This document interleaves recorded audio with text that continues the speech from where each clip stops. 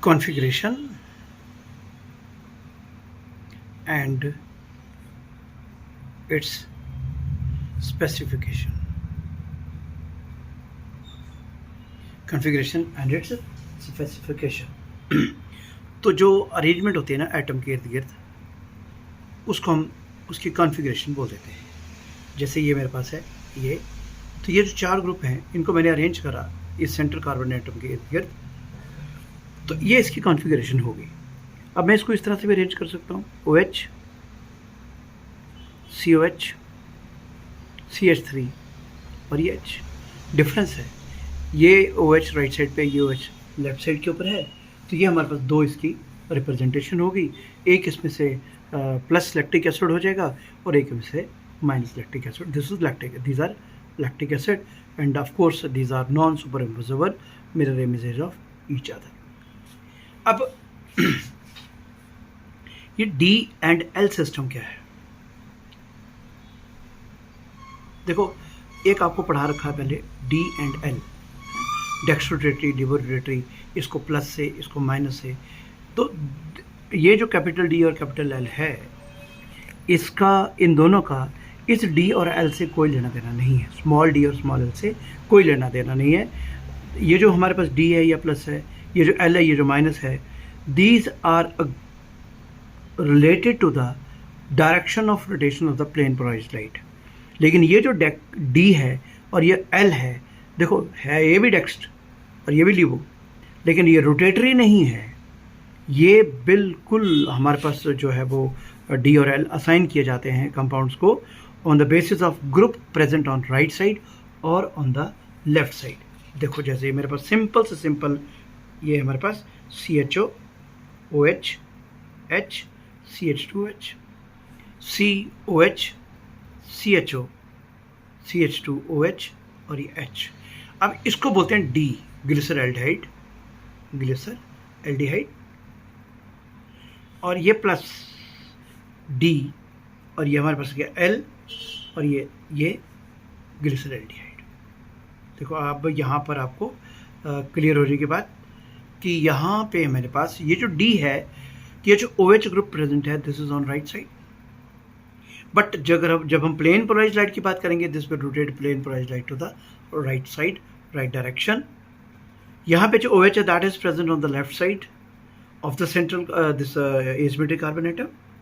That's why symbol is assigned as a capital L, but it is liborotatory. तो एक बात यहाँ पे फिर आप बदलोगे कि ये भी D डेक्स्ट्रोरोटेटरी, ये L लिबर. No, this is entirely on the basis of group present attached to the asymmetric carbon atom towards right side D, towards left side L. Rotating the plane polarized light to the right side, plus और small d towards left side, ये हमारे पास आ गया लिबरोटेटरी और negative sign. तो ये भी आप बात कर सकते हो. जैसे मेरे पास है lactic acid COOH, COH, H, ये आ गया मेरे पास CH3 और ये आ गया मेरे पास COH, COOH, H, CH3. तो ये L, ये माइनस, ये लैक्टिक एसिड,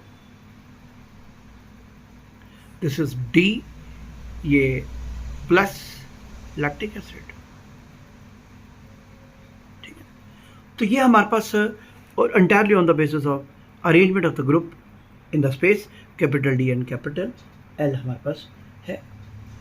तो यहाँ पे आपको ये जो हमने D और L जो दिए हैं नोटेशंस, इसके लिए हमने एक स्टैंडर्ड चूज करा, वो है ग्लिसरल्डिहाइड.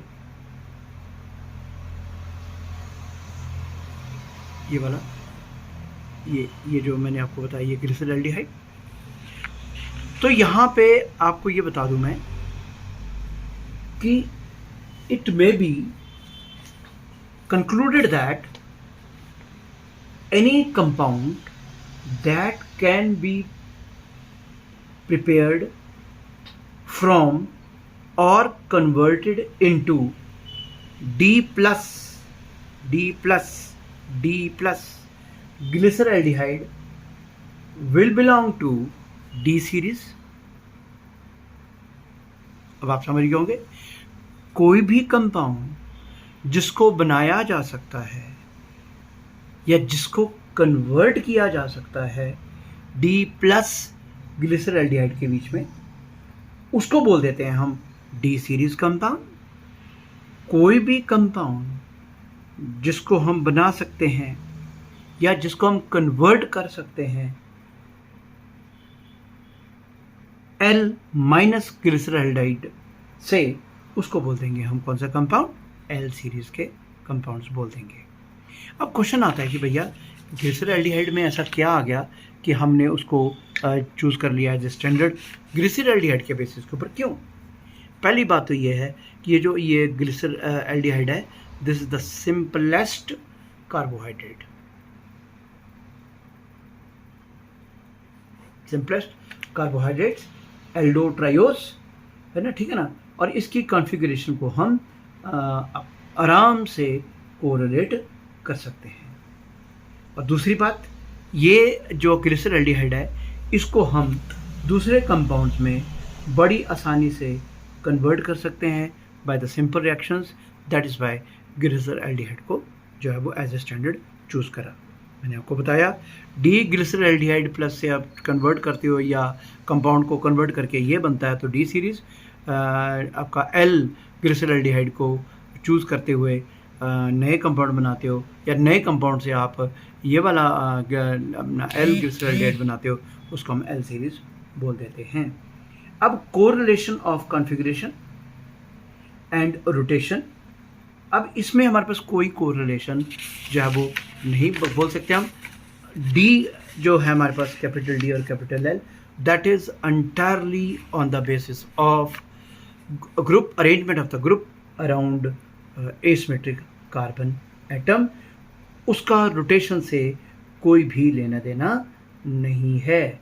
अब आप देखिए ये मेरे पास है CHO COH H CH2OH, ये आपको बताया गया कि this is D plus glyceraldehyde, ठीक है, ग्लिसरॉल्डिहाइड। अब आप इसकी करो ऑक्सीडेशन ब्रोमीन वाटर की प्रेजेंस में। अब आपको पता होना चाहिए कि जब भी एल्डिहाइड की ऑक्सीडेशन होती है तो ये हमारे पास चेंज हो जाता है कार्बोक्सिलिक ग्रुप में।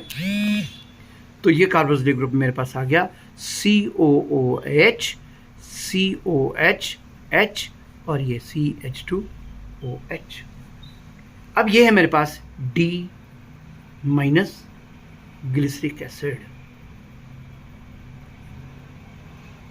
अब देखिए आप, इनकी ग्रुप की जो अरेंजमेंट है वो सेम है, OH OH दोनों राइट साइड पे है, लेकिन ये हमारे पास जो है वो लीवर रोटेटरी है, ये डेक्सट्रोटेटरी है, लेकिन दोनों क्या है D that is entirely on the basis of OH group present, OH group attached to the asymmetric carbon atom, arrangement of the OH group attached to the asymmetric carbon atom in the space. So don't get confused with this configuration and this angle of rotations, direction of rotation. These are totally entirely different from each other. ये हम इसके बारे में कोई भी बात नहीं करते हैं। हाँ, यहाँ पे एक बात जरूर है कि ये जो DL सिस्टम आया, इसके केस में हमारे पास इसकी लिमिटेशंस बहुत है। इसकी लिमिटेशंस में जैसे आप ये बात देख रहे हो कि आपका ग्रुप सेम है यहाँ पर, ठीक है ना, तो कई बार ग्रुप सेम डायरेक्शन में होता है और उसकी डायरेक्शन ऑफ रोटेशन जो है वो टोटली डिफरेंट आ रही है। कई बार हमारे पास इस तरह से भी हुआ है कि हमारे पास जो है वो जैसे D प्लस ग्लिसरॉल्डिहाइड है और D माइनस ग्लिसरिक एसिड है, इनकी कॉन्फ़िगरेशन सेम है, लेकिन इनकी जो एक डेक्सट्रोटेटरी है और एक ये लिबोरोटेटरी है। सो DL सिस्टम में हम ये ऐसी कोई बात कर नहीं सकते कि क्योंकि एंगल ऑफ रोटेशन और इनकी स्पेस में अरेंजमेंट का आपस में कोई कोरिलेशन नहीं आ रहा। दैट इज़ वाई ये इसकी बहुत बड़ी लिमिटेशंस जो वो बन गई। इस चीज़ को ओवरकम करने के लिए एक नया सिस्टम आया which is very very important, that is R&S system. This is very generalized system. and very very important system. R stands for rectus, right side. S stands for sinister, opposite. ठीक है ना.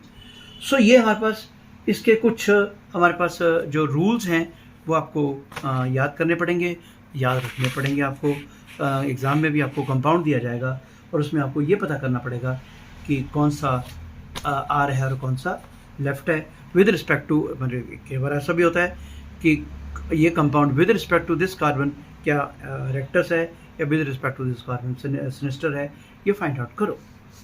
इसमें हमारे पास जो rule है, पहला जो rule है वो ये है कि असाइन प्रायोरिटी. वो आपको मैं बड़ी बार बता चुका हूँ. जिसका एटॉमिक नंबर ज़्यादा है, जो ग्रुप अटैच है इसके साथ एसिमेट्रिक कार्बन के एटम के साथ, उसको हायर प्रायोरिटी दीजिए और बाकियों को जो है वो उसी का अकॉर्डिंगली आप प्रायोरिटी दीजिए. जैसे मैंने आपको बताया COOH OH, ठीक है ना. यहाँ पे आ गया CH2OH, मान लीजिए ये मान लीजिए इस तरह से, या इसको मान लीजिए CH3, ठीक है ना. ये मान लीजिए. अब डेफिनेटली है यहाँ कार्बन, यहाँ H, ये ऑक्सीजन, इसको तो बंद दी जाएगी. अब ये कार्बन है, ये भी कार्बन है, तो इसके अगला जो अटैच है उसको इसके साथ ऑक्सीजन अटैच है, इसके साथ हाइड्रोजन है, इसको 2 दी जाएगी, इसको 3 दी, ऑब्वियस इसको 4 दी जाएगी. ठीक है ना. उसके बाद जब आप इसको असाइन कर लिया, आपने प्रायोरिटी असाइन कर ली जो ग्रुप अटैच हैं कायरल कार्बन के एटम के साथ, तो अब हमारे पास इसको स्पेस में आपने अरेंज करना है. और अरेंज करती बार आपको इस तरह से अरेंज करना है, इस तरह से उस कंपाउंड को आपको रोटेशन देनी है कि जिसकी प्रायोरिटी मिनिमम है वो बिल्कुल बॉटम पे आ जाना चाहिए. देखो कहने का मतलब, जैसे मेरे पास है कि लोअर प्रायोरिटी वाला should be on the bottom, should be on the bottom. देखो जैसे मेरे पास ये है Cl CH3OH और ये H, ये 1, ये 1 नहीं आएगा, ये आएगा 1 क्योंकि 17 एटॉमिक नंबर, ये 2 और ये 3 और ये आया 4.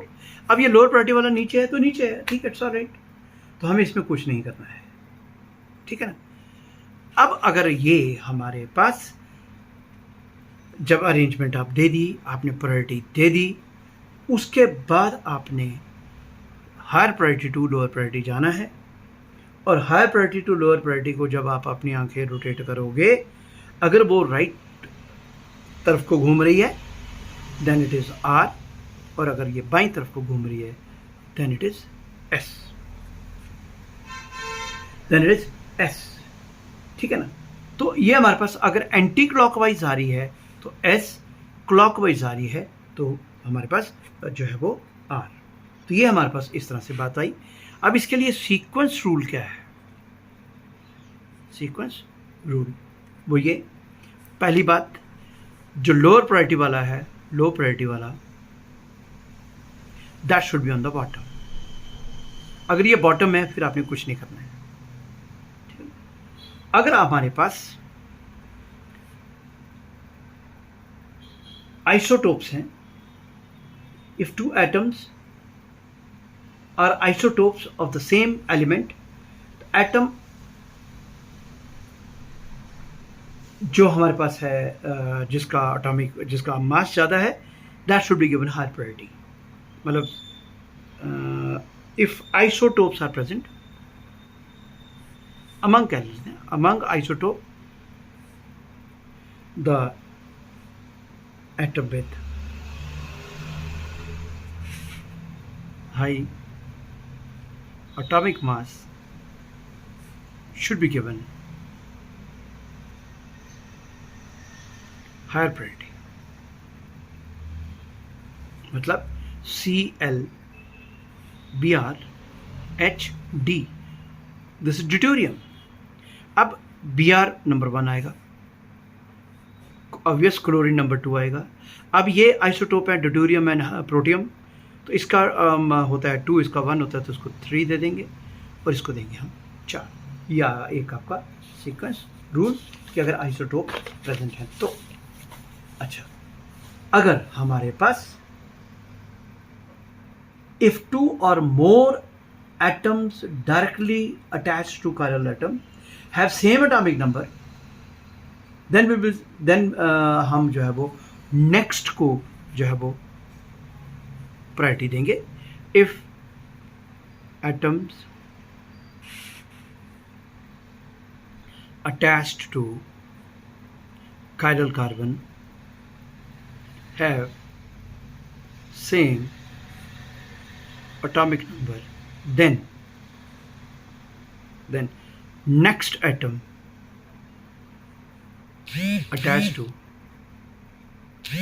that atom should be considered। देखो जैसे यहां बात करते हैं हम, ये आ गया मेरे पास Cl CH2 CH3 CH3 और ये H। अब इसको तो एक देंगे।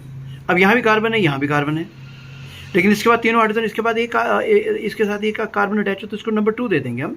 कि अगर आपके पास क्या कह रहा है कि अगर कायरल कार्बन को 2 carbon same attach, 2 element same attach हों तो दोनों का एटॉमिक नंबर सेम है, इसका भी 6 इसका भी 6, तो हम इसके साथ जो नेक्स्ट अटैच है उसको प्रायोरिटी दे देंगे।